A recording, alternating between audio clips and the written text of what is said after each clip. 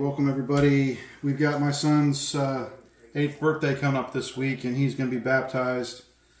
We believe that's the age of accountability, and he's chosen to go ahead and take Christ's name upon him and be willing to follow his commandments and to always remember him. So in celebration, we're going to smoke some pork butt.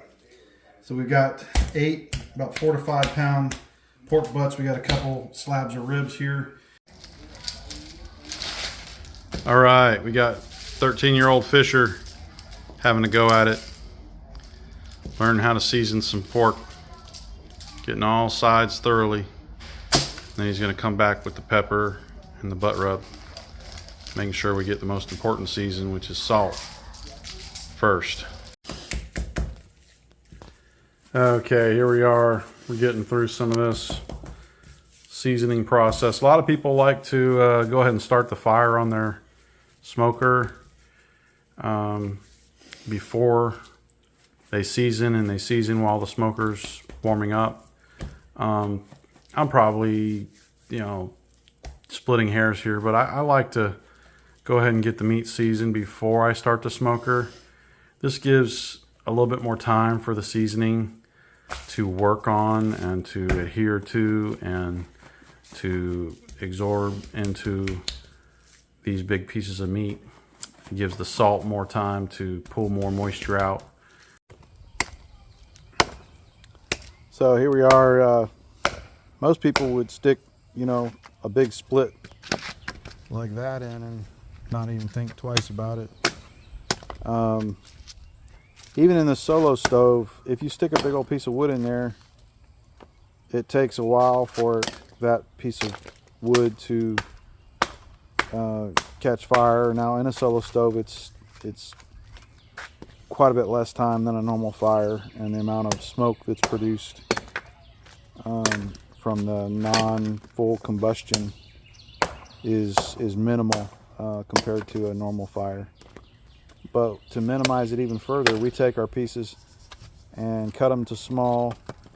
We put them on top of the smoker and let them come up the temperature so that when they hit the internal side of that solo stove, they immediately combust and don't do a lot of smoldering or smoking while they're getting up the temperature. That's just the way we do it. Ready toward the front. You could fit a lot more in that in here. You could probably do all 8 butts here in the front rack. Okay, we got some ribs off. The butts are going to take quite a bit longer, but let's see if we got any results here. We got some nice pink smoke ring here. Let's see what kind of flavor we got.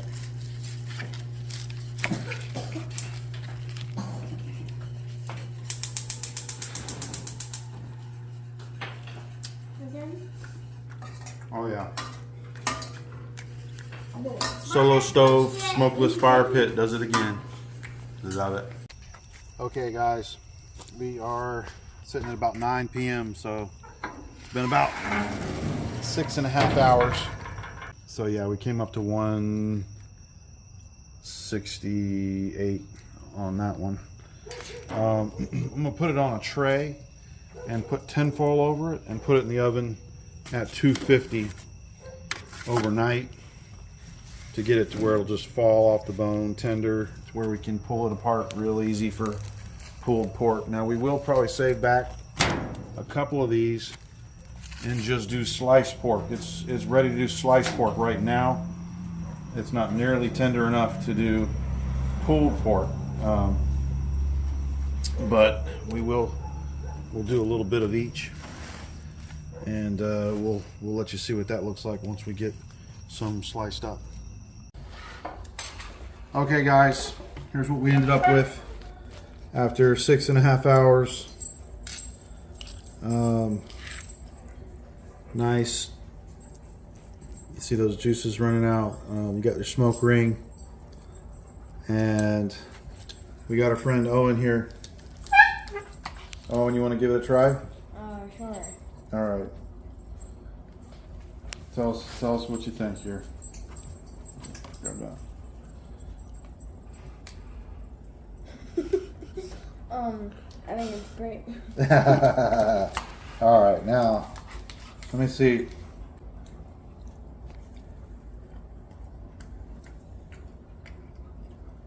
You're not lying. You're not lying. Okay, so we're gonna do 4 sliced. We're gonna cover this with tin foil, put it in a 250-degree oven overnight, and this will be fall off the bone tender for pulled pork in the morning. And we'll save these for sliced pork. And that'll be it till the morning. We've left this pork butt in the oven overnight at 250 degrees. And as you can see, it's falling off the bone here. Let's see. Yeah, that comes right off. Clean bone. Let's see what this tastes like. You can see it's got a nice pink to it. Oh yeah. So tender. Delicious. I don't know if you can see all this dark pink smoke ring, but I mean that whole smoke was, you could barely even tell the smoker was on. It was such a clean burn. But man, really clean, really tasty barbecue. None of that bitterness that comes with that dark white smoke. This is really good barbecue, guys. You gotta try this later. All right, guys, that is a pile of pulled pork, and we're gonna take these juices that came out overnight and we're going to add them back. And that's going to keep it nice and moist until we're ready to actually reheat this and make some sandwiches for Finn's baptism. Hope y'all's mouths are watering at this point. Later.